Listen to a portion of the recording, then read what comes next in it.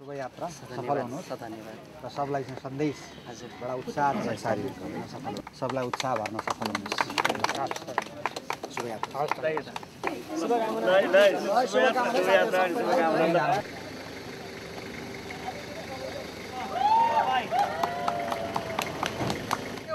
लाङखुट्टे र झिङ्गाले intercaste marriage गरेछन् गरिसकेपछि अब कहाँ जाने हनिमुन मनाउन भनेर तिनीहरू पोखरा गएछन् पोखरा गएर होटल बुक चट्ट कोठा बुक गरेछन् र बुक गरिसकेपछि अनि कोठा नम्बर 203मा तिनीहरू बसेछन् भोलि बिहान उठ्दाखेरि त लाङखुट्टे बाहिर रहेछ सुन्नुहोस् है कुरो यहाँ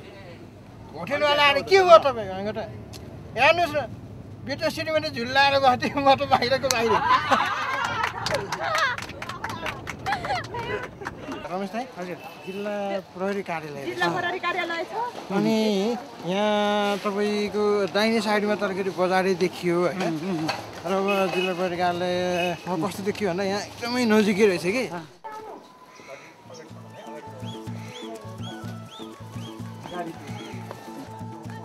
लेडिज होइन नि यो होइन फेसनको जमाना 60 रुपियाँ एकजनाको कतिजना अट्छ 15 जना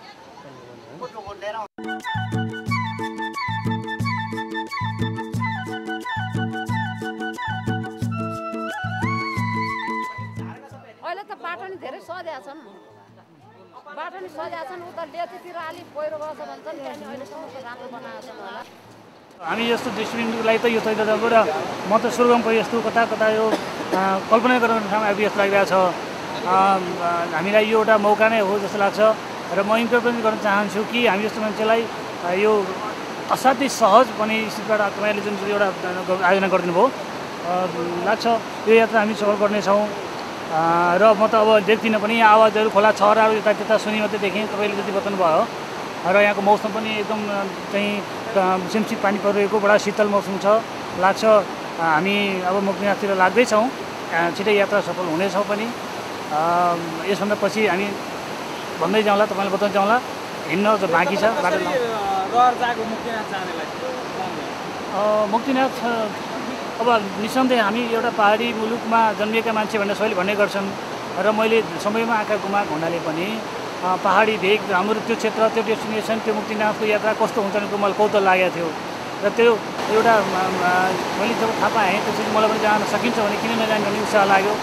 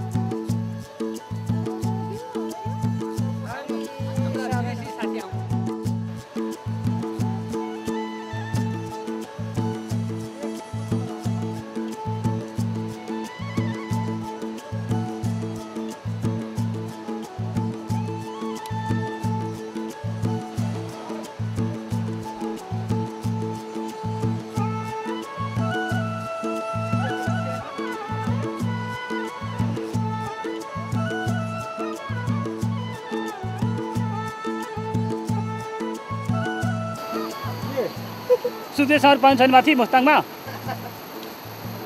हो ल नौ मन लागेको छ मान्छे के कस्तो हो भाइहरू भिड अन्नपूर्ण हिमालको एकदम भ्यू पोइन्ट हो अन्नपूर्ण रेन्ज पुरै देख्न पाउँछ त्यसको साथै हामीले धौलागिरी रेन्ज देख्न पाउँछौँ हिन्दू परम्परा अनुसार तापमान नभनेदेखि चर्म रोगदेखि इत्यादि रोग जान्छ आँखै पनि खुल्छ भनेर सुनेको छु मैले आशा गरौँ नभोल्दै आँखा पनि खुल्छ कि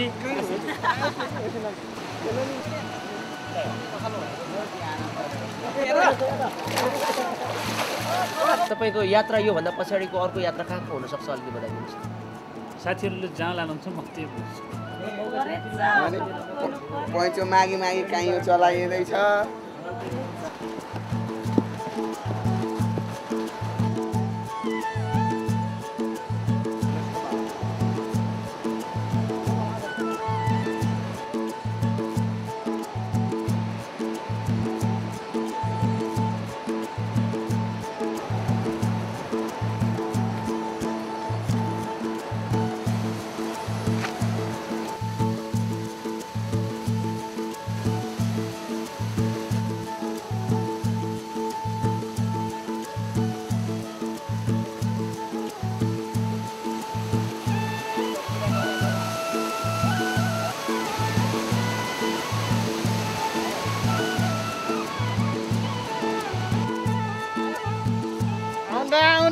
दिन्छ दियो भिरा दियो भने जस्तो छ ठिक छ अलि टाढा होला अलि नजिक जानु राम्रो अहिले ठिक छ सादा सजिलो निकालेर निकाल्नु गौरे दाइ के भयो रे म त किन खोइ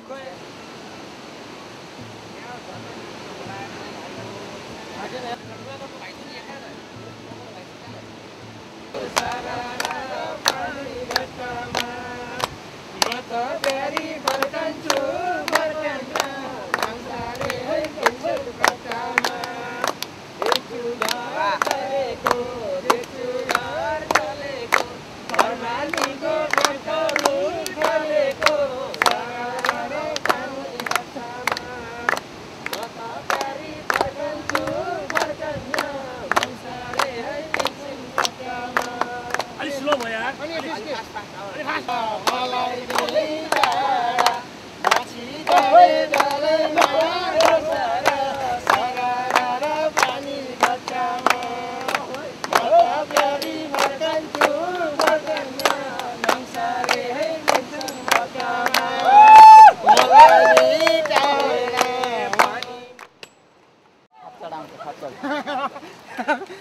खच्चडको नि ल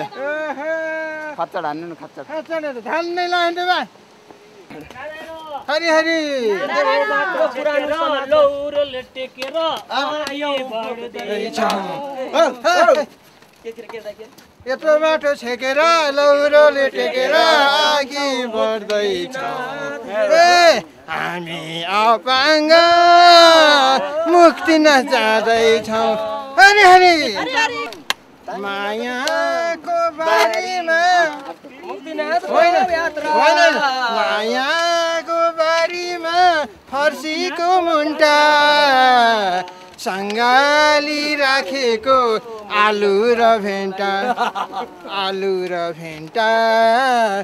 आलु र भेन्टा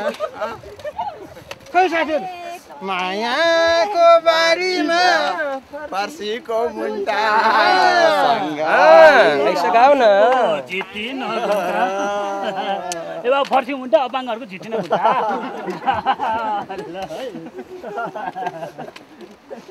मायाको बारीमा फर्सीको मुन्टा फर्सीको मुन्टा होइन फर्सीको मुन्टा मायाको बारीमा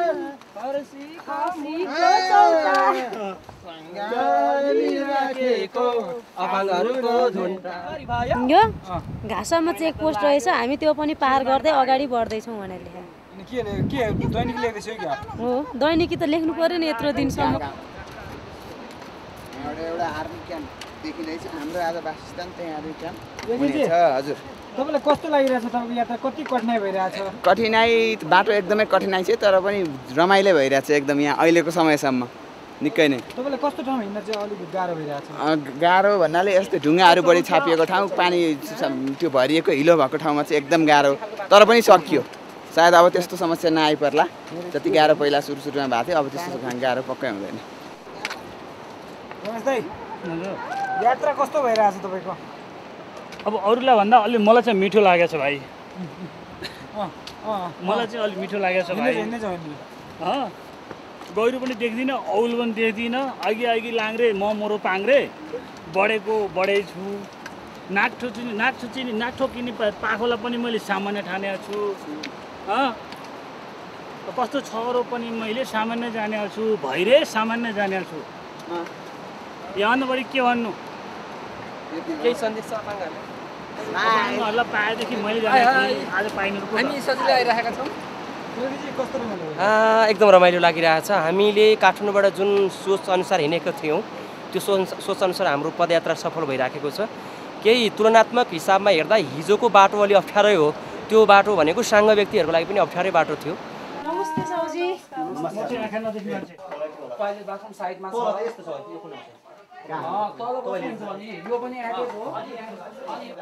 भाउबाजेले गरेको काम अब नातिले नै गरौँ भनेर बाजे पनि मुक्तिनाथ गए भाउ पनि गए सबै गए अब म किन नजाने भनेर हिँडेको गाह्रो पो छ त बा गाह्रो छ तर गाह्रो त त्यस्तै हो अलिकति साह्रो चाहिँ रहेछ है ढुङ्गो चाहिँ साह्रो रहेछ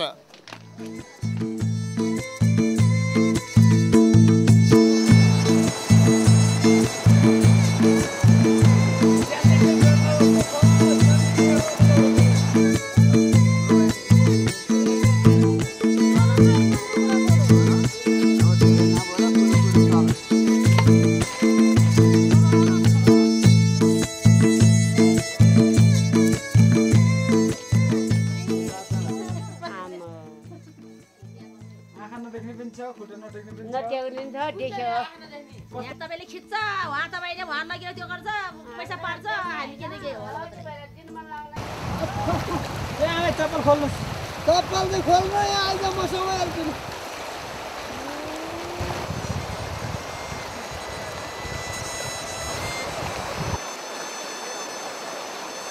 पानी खुट्टालाई त ढङ्गमा आउँछ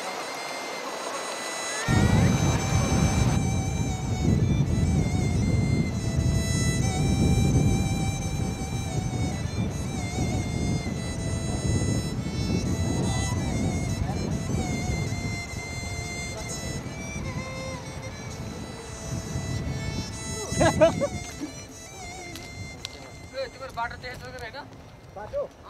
बाटो अब अहिले सिधै बाटो हिँड्नु लामो बाटो नपार है जति घुमा छ त्यस्तै खोइ खोइ माने पिमे लोड देखा मलाई सबै दिन्छ यो आइ त ल घुमाउनु घुमाउनु के दे माने पेमे ओ ल घुमाउँदा आउनुस् सिधा आउनुस् ल ओ मने फेट माथि टको ठोरिन माथि उ त्यो जम्मै घुमाउनु हो सबै घुमाउनु ओ मने पेमे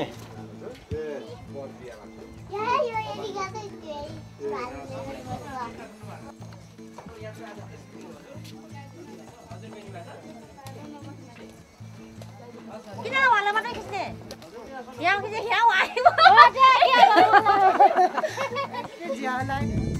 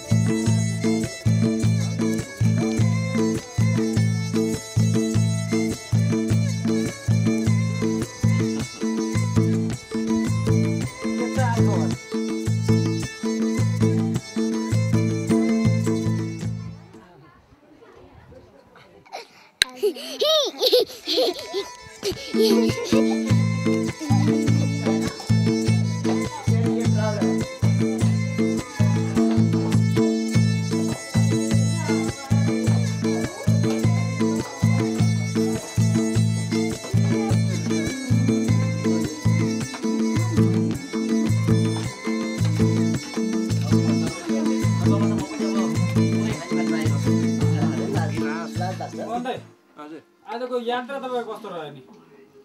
आजको यात्रा जात्रा जस्तै पनि भयो किन नि त्यस्तो अब कालीगण्डको तिरैतिर हिँड्यो कालीगण्ड यहाँ नुहाइयो पनि अलिअलि गुरा दुख्यो अनि कस्तो नुहाइडाइ पनि गरियो चिसो पानी चिसो कस्तो छ 108 धाराको त्यो पनि विचार गर्न पऱ्यो भनेर यसो नुहाइयो एकचोटि त माछा जस्तो पनि हुन्थ्यो धन्दा नै भयो त अब हामी हुँदैन को यात्रा मङ्गलमय राम्रो होस् तपाईहरूले यस्तो देखाइदिनु भयो हिम्मत धैर्य साहस भए अपाङ्गले पनि असम्भव काम पनि सम्भव गर्दो रहेछ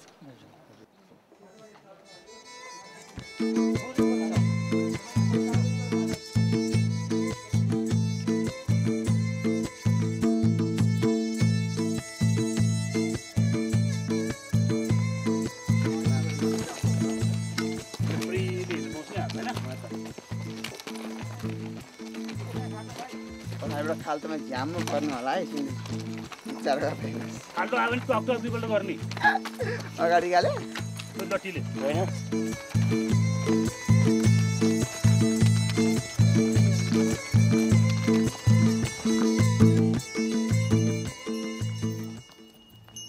मैले देखाएको छु साथीहरु कहिले दिएर भएन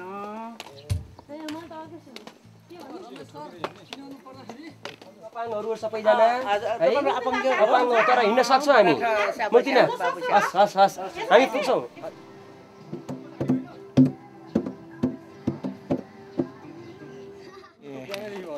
के को यहाँ खुट्टा दुखेर यस्तो लुखुर लुखुर लुखुर लुखुर हिँड्न चाहिँ यार साथीहरू पुरा छोडेर हिँडेको छैन भन्छ है अब 1.5 घन्टा अरूलाई 1 घन्टा भनेको 1.5 घन्टा भनेको हामी 2 घन्टा लाग्यो त्यही पनि हाम्रो गाडीले यार एहे आज त हिँडेन है तिमीहरू भन्छ ल एहे गाडीलाई नै अहिले झ्याम झ्याम कुटुङ जस्तो लाग्छ यही लाग्छ हिर्काउँ जस्तो लाग्छ धन्य मुक्तिनाथ पुग्नु छ मुक्तिनाथ नपुग्ने भए त गाडीलाई हान्छ लाठी म त